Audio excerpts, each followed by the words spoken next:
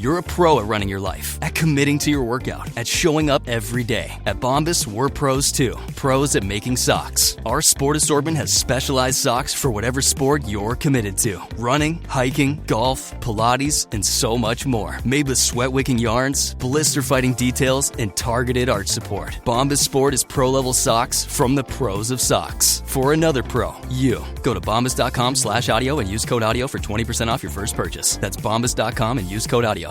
If you're a podcast host, listen up, this one's for you. My name is Allie Jackson. I'm the host of Finding Mr. Height, a dating and relationship podcast that I've been doing for 4 years now, sharing my positive and practical approach to dating that's built on my own life experience. And I wanted to share another experience that I've had, my secret behind monetizing my show. It's called Red Circle, and I was just telling my colleague about how much I love their platform. With Red Circle, not only am I getting a seamless hosting experience, but I also love the support I receive in ad sales. It's not just typical ad sales either. It's targeted opportunities based on my show and my life. And the platform is super simple. You just set your preferences and Red Circle matches you with sponsors that align with your show. You can vet every opportunity and their platform gives you great analytics. More recently too, my Red Circle team has brought me opportunities outside of my podcast on social media to really augment the podcast partnerships, bring them full circle. I just can't recommend them enough. If you want to give it a try, go to redcircle.com to get your free trial. That's redcircle.com for a free trial. Hello and welcome to IMP's AEW Adventure Podcast on the Social Suplex Podcast Network. Help the network out by leaving us a 5-star review, give a donation directly through Red Circle, and become one of the amazing community by joining the Social Suplex Discord. A link is in the description. Read the Social Suplex newsletter. Shout out to Trish and Tim as always, and to every person who has contributed so far. Listen to the other top-notch shows here on the Social Suplex Podcast Network, One Nation Radio, Keeping It Strong Style, All Things Elite, Wrestling Art with Chris Things, Trish and Sarah, Tunnel Talk, and Sam Brown's AEW Match Guide. My name is Matt Maher, aka Imp, and this is your quick look back at the AEW week that was. 30 minutes of my first AEW shows of the year. I had a little ditty watching all Japan stuff. A bunch of the Social Suplex names went over to actually watch the Tokyo Dome show. It appears they enjoyed themselves. But I've just had my little Japan dive over Christmas because I was doing other things not wrestling related. I just used the time of, you know what, in this time where I'm not really sitting down to watch an AEW show and I have to watch all of it, how about instead I watch like 30 minutes to an hour of a Stardom show or something like that. So I've just been in Japan for a bit. So this is my whiplash back to America. I was like, oh, it is nowhere near as difficult as it used to be. Jesus Christ, that Tanahashi Okada match is something special, just in terms of the raw emotions they were able to pull out of you at that time of need of the retirement match itself. Truly something special. One of those matches that you are just going to remember for a really long time. And then when you come back to watching weekly AEW television,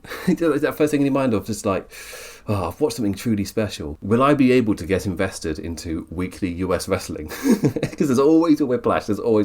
It was real bad when covering WWE stuff, especially in the Vince era. But my main thing coming back was there was a lot going on. Going through a personal thing as well, which is taking like a lot of my brain time. Was I able to focus? Was I able to get in there and enjoy my AEW week? The answer is mostly more so with Collision. And I thought that would be the opposite of the case because stuff has happened for me personally just after Christmas. I thought I was going to really struggle with Collision. So I was just like, I don't know if I'm going to be able to like focus on this. And by the end of it, I'm just into it. It happens every time with Collision. I don't know how many times I've said this, but I genuinely thought, okay, I've had some time off as well. A big thing's happened. I'm just not going to be able to focus. I'll try my best. It doesn't matter. Every single time. The number of times I've said, I wasn't feeling Collision when I started it. And then by the end of it, I'm just pumped for Dynamite. I've had a great time. It's happened again. It's happened again. I need to stop saying it's a thing. This time though, I feel like it was big enough where it's like, I probably am going to struggle. Nah, doesn't matter. I got my escape. Collision does this to me every single time. Am I going to struggle watching Dynamite after watching a top tier Wrestle Kingdom, especially the last two matches? Am I going to be able to get invested in AEW Dynamite? Yeah, it was alright. Relatively easy enough. The whiplash isn't anywhere near as bad. Turns out if you still enjoy the thing that you're covering, it's not going to hit you as hard. There's none of that, oh, why is it like this? I don't feel that when I jump back. So anyway, let's jump on over to Dynamite, which was from Jim Ross country, man with the hat and the southern drawl and commentary for my first AEW show 2026. So yeah, I didn't watch last week, and then to get my wrestling buzz, I decided to watch Joshi Wrestling instead. I hadn't watched Dynamite because it aired around New Year's. Unsurprising, quite a few of us here at Social Suplex were doing things. I was one of those. It's why I did the World's End review, because I can do this one. I'm just busy around it. Anyway, with my ramble over, let's jump on over to Tulsa, Oklahoma for the Jim Ross commentary show, and then we go down to Texas for Collision. But we start off with the AEW Continental Championship Eliminator match. John Moxley versus Shelton Benjamin. A stacked show kicked off with a stacked banger. So let's jump on over to the two bold lads from factions all about hurting people having a good old friendly tussle. And now, oh wait, Moxley falls up on the toes. 2, 3. A big Benjamin toss to set the tone, flowing into exchanging lampings before spinning to ringside for the ad break and crowd fun times. Mox continues to nail this slot of having a great show opening match, just now with the added stakes of this newly won championship. I didn't think of that when I was making my C2 predictions. Yeah, what if these Mox opening matches he's been doing since he lost the AEW title? What if he does those matches, but with a mid-card belt? I was like, oh yeah, there's actually a nice little addition. Such a perfect arc for his character. I know I've already banged on about it with the World's End review, but genuinely, really enjoyed this Jon Moxley arc. First half of 2025, wasn't getting it. Wasn't getting it. Other places have been doing all of their end of year review stuff. I don't keep notes well enough to be able to just quickly look and go, oh yeah, these are my favourite, maybe I should. I know Rich Lack, he gives a big list. It's going on the list, it's going in the book. Maybe I should do something like that. But I was reminded by other people doing theirs that Revolution 2025 was an incredible show, aside from the main event. I remember that show, I remember the Hollywood ending, and then I go straight to the Jon Moxley Edge match, just completely forgetting about Kyle Fletcher versus Will Ospreay, completely forgetting about Kenny Omega versus Konosuke Takeshita, just completely forgetting. That card is absolutely stacked, apart from the main event. It wasn't a show of two halves, it wasn't great, then it turned a bit, it was amazing apart from one match, but that match was the main event. So I'd completely forgotten that show is actually an absolute banger, apart from one match. But since then, Jesus Christ, the Jon Moxley arc, it really did start to come to fruition, built to Hangman Page with all of that. And now he's entering 2026, just beloved. And this arc is really well done. But yeah, here Moxley continue to have these amazing bangers, and I really enjoy him in this spot. Whilst in the background with the Death Rider stuff, you got Claudio just being, he's now becoming the Papa. Papa Claudio, Big Swiss Daddy, he's coming on now. A new father in contention for the Death Riders. Whilst Mox is wrestling with a title which forces the stipulation to have no interference. So he's not using the Death Riders. I feel like in terms of audience conditioning, it's a really smart way to get you used to Jon Moxley not having the Death Riders around him before any form of split happens. But he's still with his lads for commentary and things like that. On Collision, he pops on commentary for the Trios match. So he's still there for their matches. He's not completely separated from them. But it's just little things, because technically from commentary you are somewhat separated. But the way they had the staging as well for Collision, he's off to the side of the stage, nowhere near the ring. It's like little notes. Just little notes. It's one of the things I used to bang on about with WWE all the time. Audience conditioning and viewer conditioning is a huge part of television and different things. Vince McMahon got it completely warped when he was talking about, we said it in character on TV, but it felt like something he generally believed when he was saying it. But you don't like what you think you like, I tell you what you like. It's yeah, that's TV language and all that shit, conditioning your audience and all that. And current WWE has done that, where they conditioned their audience to not care about the wrestling. I remember people analysing it with at the beginning of this Trips regime era, would be you're doing a lot of these interferences. It will get a point where people don't care about the wrestling. Oh, well, you look what's happened. I swear that was only said a year and a half ago. Something, and in rapid time, just conditioned their audience to not give a shit about the wrestling. You got Julia getting no reaction to anything. Come on. And you come over here to AEW, look what the Continental Classic does. It just makes you focus on the wrestling. The complete opposite. It's kind of what I love about it. All the shenanigans completely away. Your guaranteed wrestling matches that focuses on the wrestling, makes it the centre of attention. Guess what that does to your viewer conditioning? Oh, but little things like here as well. Just having Moxley, he's still part of the group, but you're actively seeing him wrestle without the Death Riders. On the other side of it, this was a night where Shelton just could not hit his spin kick. He tried twice and whiffed it twice, but every other kick, every suplex and bomb, whatever it was, they all looked awesome. It was less you mucked up, it was more just odd. It's but everything else you're doing is not just hit well, it looks amazing. For some reason, you just can't hit your spin kick. I don't know what's up with that. Not that the crowd cared though. After the second whiffed kick, Mox hit a stiff lariat and then died of death for a moment for the experienced rest. And a couple minutes later, we got our first This Is Awesome of the night. 5 minutes remain, bed up the tension. Very much enjoyed Mox continuing to wrestle under those continental rules. No ringside lads and 20-minute time limit. Catching a kick, Mox nailed the paradigm shift, but to Oklahoma's surprise, Shelton kicked out and we got our 1 minute remaining call, going the full 19. One hell of a stiff running knee to a seated John's head, got yet another kick out. Desperate attempt to triangle choke the champion ended in failure. 5 seconds left on the clock and Benjamin lost, with Mox just rolling atop and keeping those shoulders down. And Excalibur was on commentary hitting hard on making sure we knew that match went 19 minutes and 55 seconds, like a note to remember, was repeating it that much, which bodes well for whatever they have planned for Mox's reign. Why was it important for Excalibur to drill into us that was how long this match had gone? It screamed an idea is happening. Something is forming here. Whether it's as basic as we're going to get a string of long Mox matches and then making sure that we know every week that his matches are going this long, or it's showing that he's being tested properly or whatever. whatever they decide to use this note for, it screams that there's an idea happening. It's nice to see when I'm watching weekly television. It's still feeling fresh in my mind of watching weekly wrestling TV that's not doing any form of that.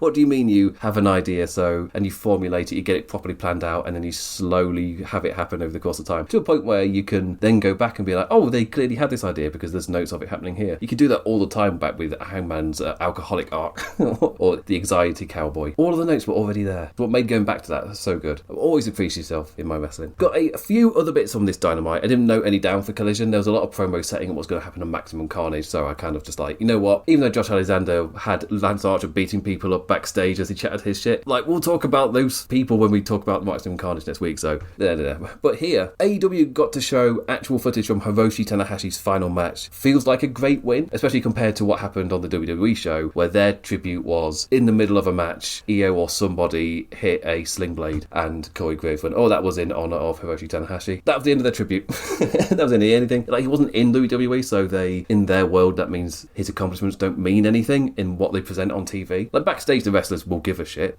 but on the screen, in their world, no other wrestling matters. Well, not even matters, it doesn't exist until they bring them into their world. Then suddenly they're this huge thing that's always existed and has always been a big deal, like TNA with AAA thing, or the marketing with that I saw over Christmas. It's just ridiculous. I can't remember if I said it on the World's End review, but just that line of, no longer is Lucha Libre a side act. It's like, what? CMLL is one of the most successful promotions in the world.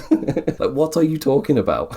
Yeah, in WWE's bubble, that's exactly what they have been in WWE's world. But in the wrestling world, absolutely not. Like, absolutely not. But anyway, so for AEW to actually show the footage and be able to do that, it feels like it's a huge deal, because the big wrestling thing that in the wrestling bubble is being talked about the most, AEW are able to actually show it and makes it feel like AEW are part of the wider wrestling world. Obviously, it was shown from the framing of Don Callis' family member Okada had a big match in Japan, but still got to show it. Weirdly, they held back all the footage of everybody else involved until the lesser watched Collision. I found that decision odd, unless it's literally just a timing thing. Like, Collision got more promos and time to fill. Dynamite, like, got so much on it already, we can't show this entire package. But I don't know, you had loads of guys coming out, like Will Ospreay, Kenny Omega, Kota Ibushi, Jay White. There was a lot of AEW names that came out to pay respects. Katsuyo Shibata, that they all came out to pay their respects to Hiroshi Tanahashi. They were only showed on the Collision one. It felt weird. Like, the whole Wrestle Kingdom promo package was saved for Collision. Like, it was saved for the sickos rather than the wider Dynamite audience. I mean, I say that, like, I don't actually know how HBO Max has affected that. In my mind, that helps Collision. If it's on streaming, it means that it's way easier to get round to this Saturday show, which will just be there. But I don't know. America's always been weird to me, to their viewing habits.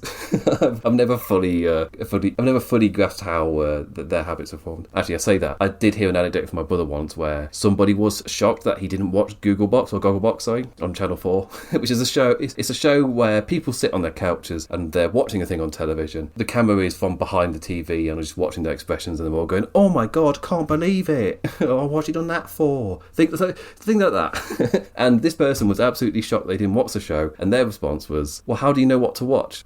And I was just like, "Well, I guess make sure we're TV news connected through our different means." Like, well, we've always just known. Like, even before social media, me and my brother would be looking at what US TV shows are coming out. Like, we would stay on the schedule. Like, we knew what was coming out, what we might be interested in. But I found that really funny. Me just saying that I don't understand US viewing habits, but then I found out there are people in our country who find out what to watch through Gogglebox. And I'm like, actually, I don't understand that either. To me, that's wild. That's how you find your television. Mark Briscoe with his TNT title on his chicken farm. He's feeling physically great, but not mentally great. Because it's been too long, he's itching. Too long since he whooped a man's ass. Hechicero with the Magic Fire Lucha Man next up for the shot, and we got that on Collision. Tekla back from helping out Clark Connors in the Tokyo Dome. Next week, the Spooky Trio will face Stat and the Babes. More of that when we get to Collision. And Darby Allin. His night was spent going around backstage searching for Geordie Pack. When he eventually found him, the Geordie had no interest and refused a match. Like, why would he? He's beaten the fella every time. However, a fire extinguisher and a threat to slam Pac's ankle with a door. Fine then, you prick. If you want it that bad, like, Jesus. Fine, I'll give you the feckin' match. And it sets Darby Allin versus Pac for Maximum Carnage. I've not really given it the gravitas of Maximum Carnage. I've more famed it as God, fine, God.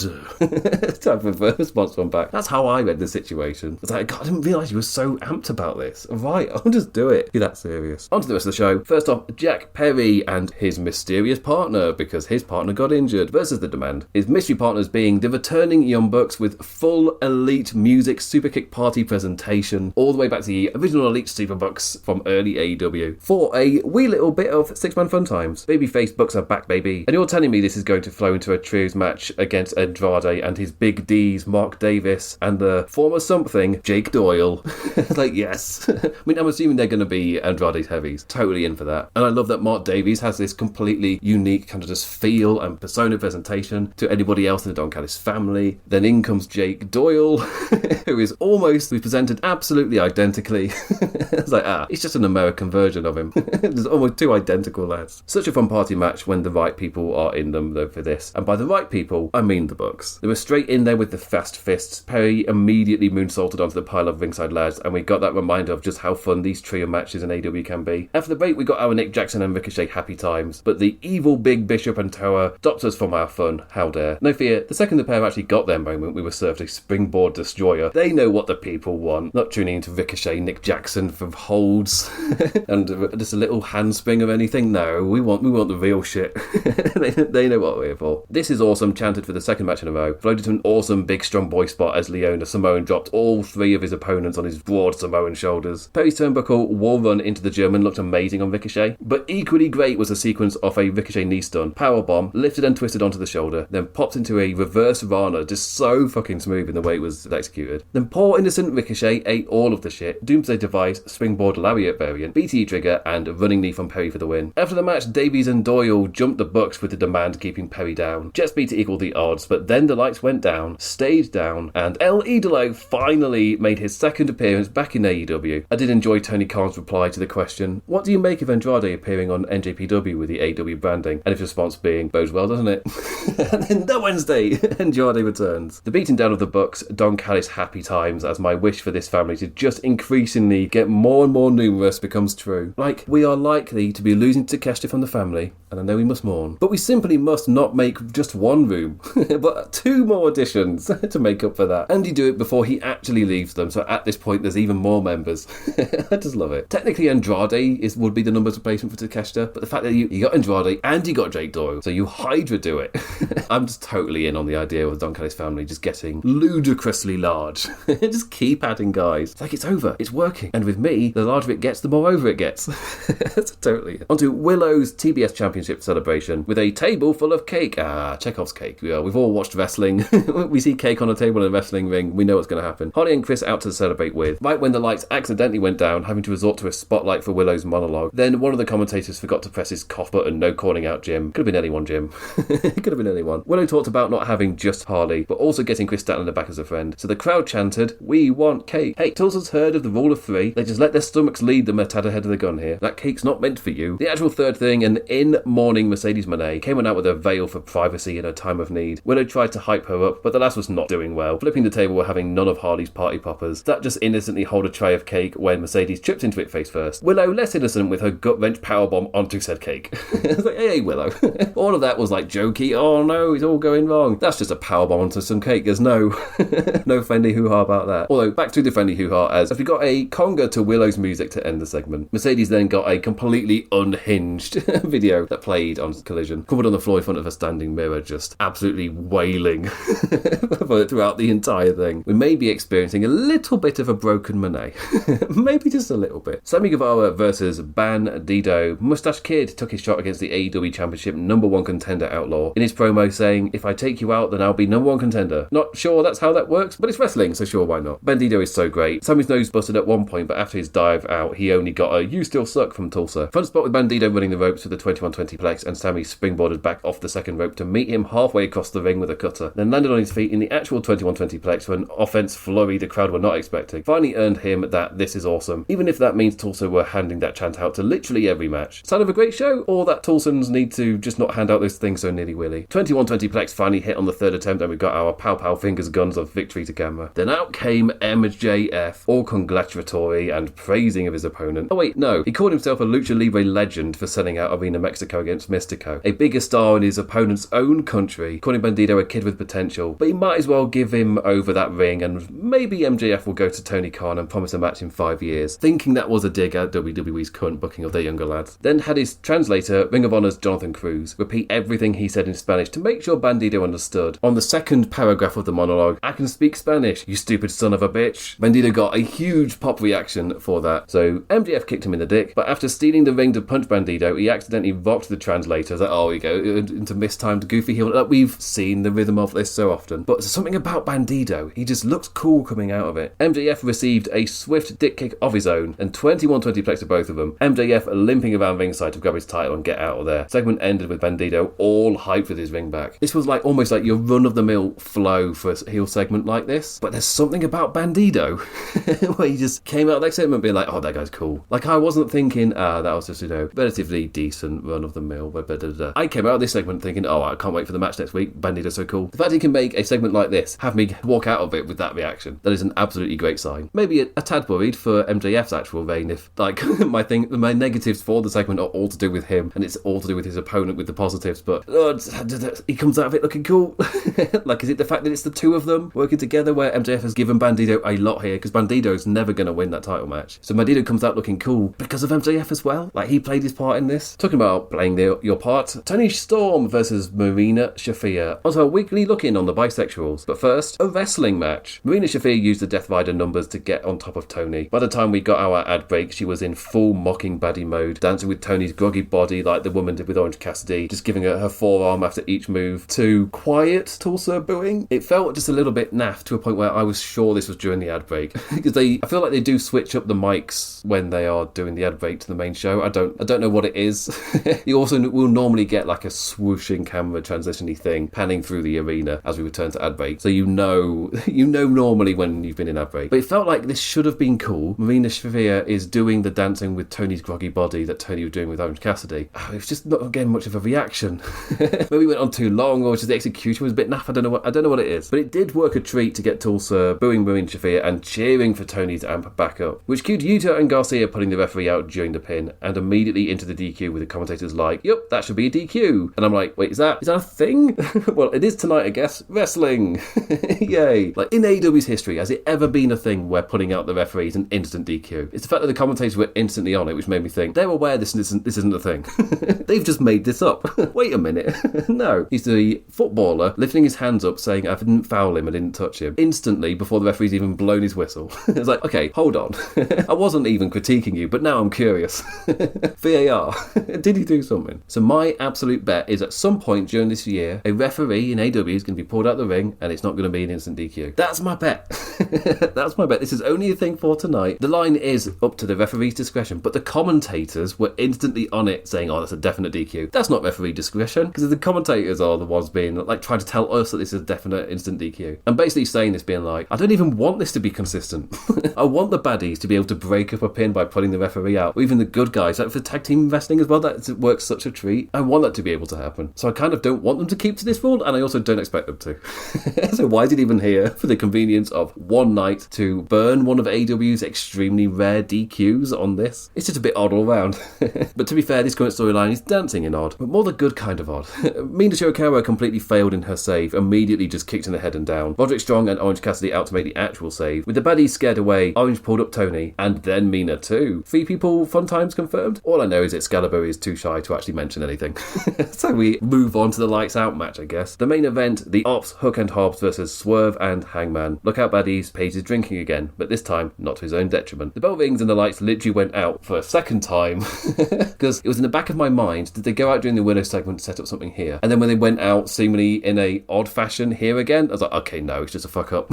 Something's going on. I'm assuming for Monet's entrance they might have wanted to do like a spotlight thing, and then it just went all to pot pretty quick. Spotlight Man got his moment to shine for the second time of the night. Instant ringside fun with a chair as our violence gradually escalated. Like, hey, our ad break lead was Hook tossing Swerve overhead on the apron. That looked really cool. In what definitely felt like a match that didn't particularly fit Lights Out stipulation. Like, I think of something like way grander for Lights Out, but I swear there have been tamer TV versions before. I just can't name them. But when I think Lights Out, I think properly violent. Okay, we're doing this. The atmosphere in the arena changes when you do the whole Lights Out thing. You make a really big deal of it. This was like a much tamer TV version. But it's in the back of my mind that has already been done. Like, this is not the first one. I just can't name them, because maybe like this one is not as memorable. During said ad break, the construction o'clock hit with Hangers fetching the table, and Hook got his suplex toss to quickly crash Page through it upon our return to air. No hanging about right into it, just get the table bollocks over and done with. Like, we've got other shit to get into. The crowd would be chanting, we want tables, let's just do a table spot.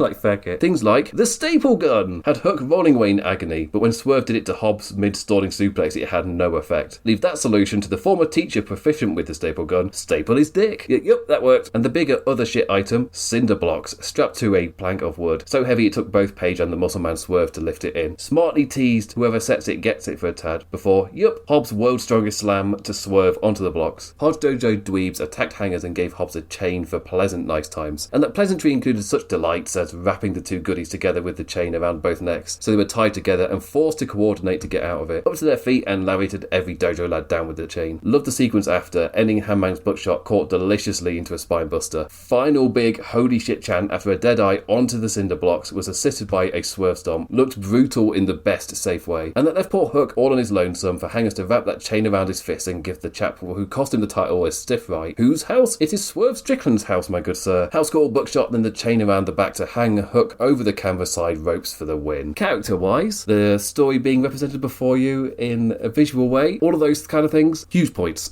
Really huge points. You literally had Swerve and Hangman chained together and they were forced to work together whilst chained together. Like, it's not subtle, but it's the fact they're actually doing it.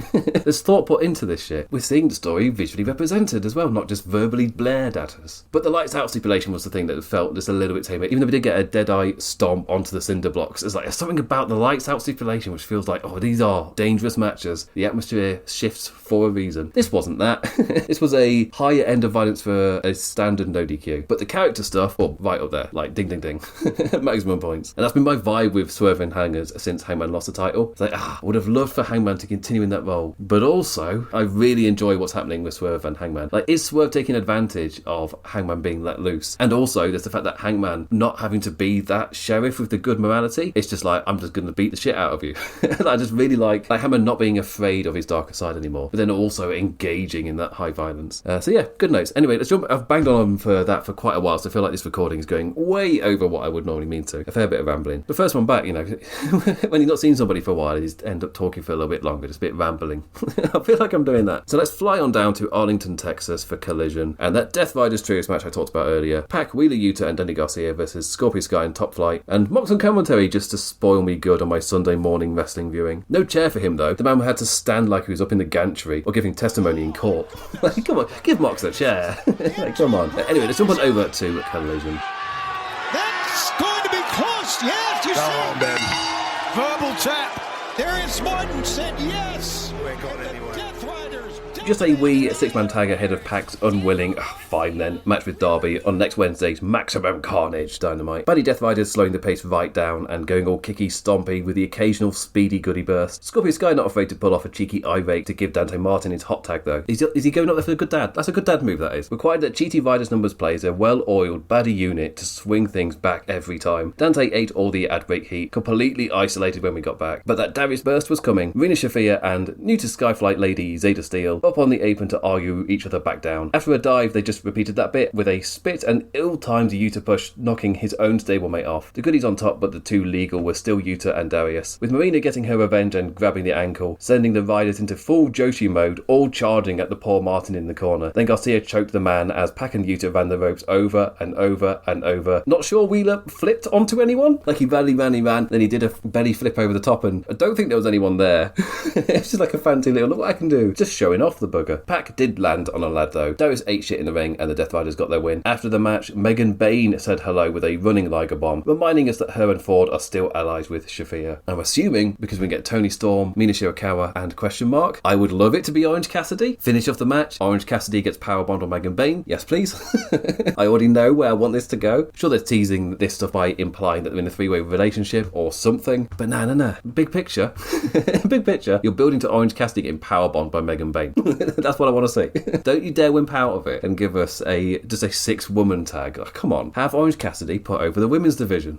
That's what I want to see. Speaking of violence, I want to see Brody King versus Jobberman. I didn't catch his name. Not enough time to, really. Woof woof. The match to pair with his promo talking about violence. Sometimes violence is the answer. Perfect quote ahead of the man ending a jobber with a gonzo bomb in under 30 seconds. Crowd got to woof. Man looked like a badass. Job done. More jobber matches, especially when AEW does more than one on a show like this, and they all feel different. Yeah, I love this one especially. Bandido all happy on the ramp after, so they could plug Wednesday's AEW title match. On to El Clone versus Commander. I didn't watch the New Year Dynamite, so this is my first viewing of Baddygram. An epilepsy warning of a screen flickering entrance. Like, maybe not wise to watch it with the lights off, I say to myself, because it was a dark day and I watched it with the lights off and had to look away like, oh fuck, it's blinking at me. The match itself a good dose of AEW Lucha times. You know, you've got to bring Lucha Libre out of the sideshow.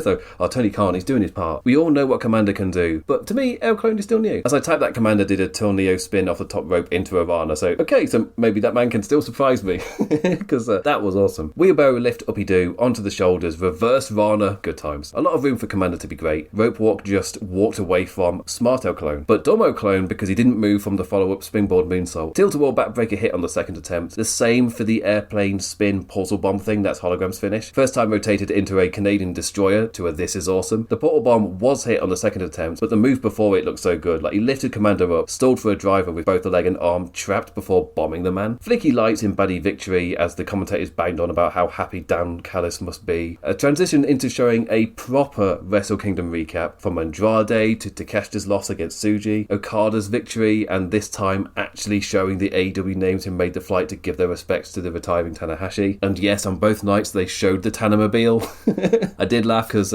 Sam Brown messaged me to say that he knew I would love the Tanamobile. Like, he knew me too well, waiting for me to get to that bit.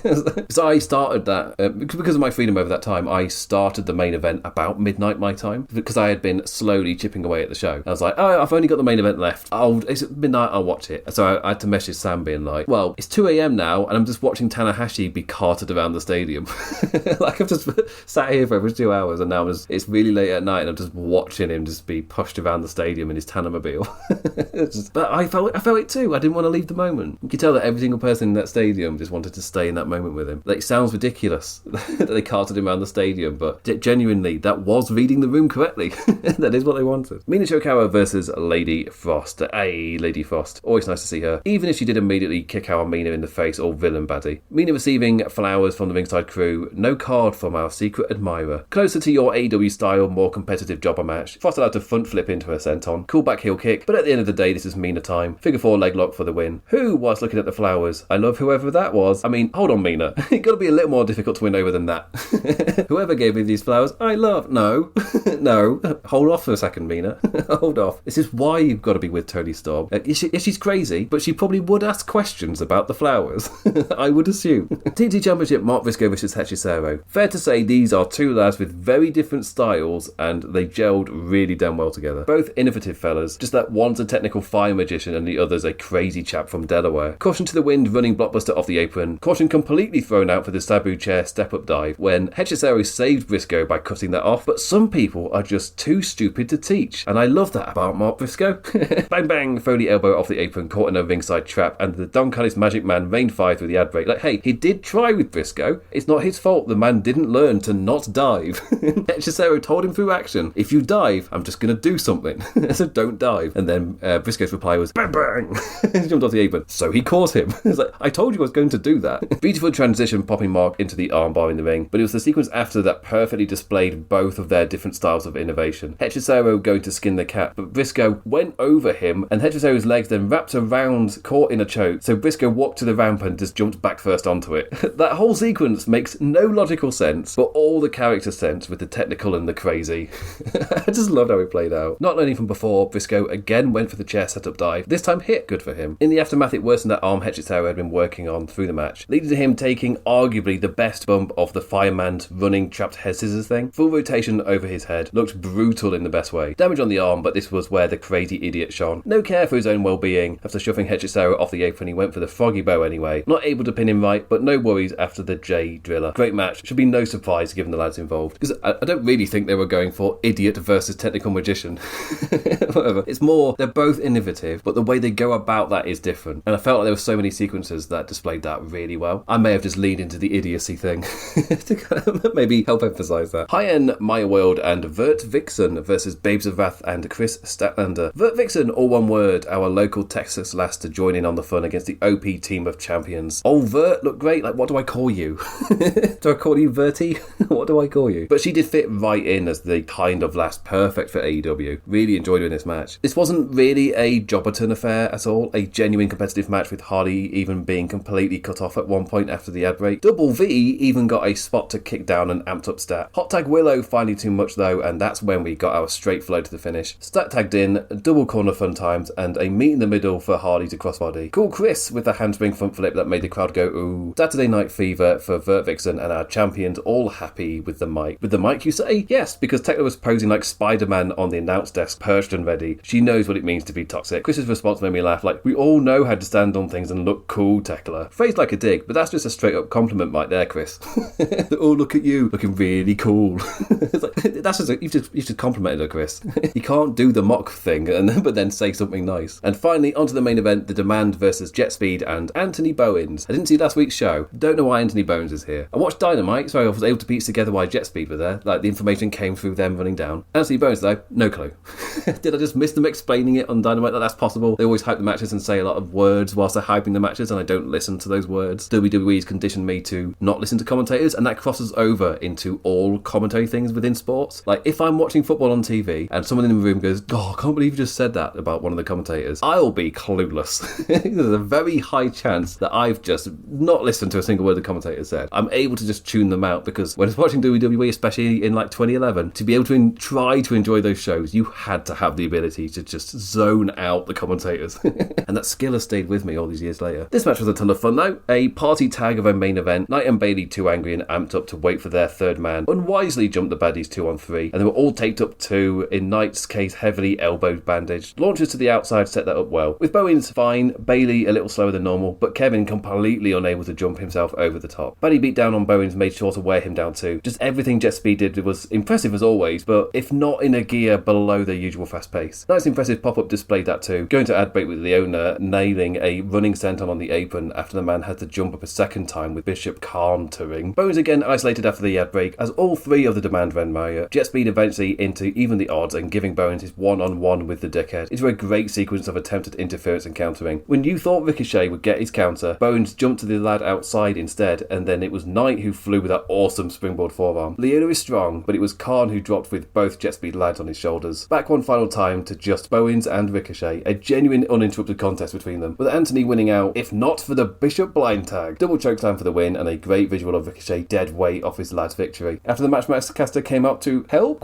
He did not successfully stop the post-match baddie beating on Bowens. That called out the Don Callis family and sent us into a big old brawl closing the show. The conglomeration conglomerated as the lads from across the night congealed into the one-segment sludge. As we go off air. Ah, yes. Another brawl. Another brawl to mix in with the rest of the brawly glue. Cool. I've had such a strong dose of these brawls to end the shows. Like, oh, okay, here's another one. We're keeping all of this amped up for whatever reasons Tony Khan's cooking up for. But other than that, still did a really good job of getting me excited for Maximum Carnage on Wednesday. Sorry, Maximum Carnage on Wednesday. Collision keeps doing that. It keeps having a thing where I look at the card and I'm like, it looks like it's going to be a good show, but like, I'm not like jumping at it to watch it. And then I watch it, and afterwards I am jumping at it to watch Dynamite. Every single time it does its job. Or even on a week like this where I would definitely think I would be distracted. Like, nah, Collision got my escape. Fully entertained me throughout it. Anyway, this recording's already gone on too long, and as I've already made kind of like abundantly clear throughout this, still kind of struggling for time for a little bit, so apologies in advance if the edit isn't to my usual standard. But normally I can't not leave it at this point. Like, it eats at me. I would rather be editing till past midnight to actually get it out fully edited than release it like not fully edited. Compared to when I started here at Social Suplex, if you go to like some of the first episodes, definitely like the entire second half of an episode wouldn't be edited. Like, it wouldn't be done. But now it feels bad in my belly. And like, I can't leave it. It's not that I want to do it, it's like, I have to. That's always a good state to be in, right? I can't not release this fully done. It can't happen. Anyway, with that self-introspective moment over and done with, I'll be back this time this week to talk about Maximum Carnage and whatever Collision is. Does Collision get a tagline? Is it just Collision? Talk about Pac and Darby Allin and MJF versus Bandido, which I'm sure are going to be two great matches. So with that, I say thank you for listening, liking and engaging in any form and any manner. Always appreciated. Never take it for granted. If you've not given the lads a little chip in to listen to the FOH, go over and do it. It's in the description down below. I kind of need to temporarily add that to the start of my list instead of here. It makes no sense here, but it's 2 weeks, 2 times in a row I've left it here, so it's here again. So with that, I bid you adieu. Ta-ra, ta-ra.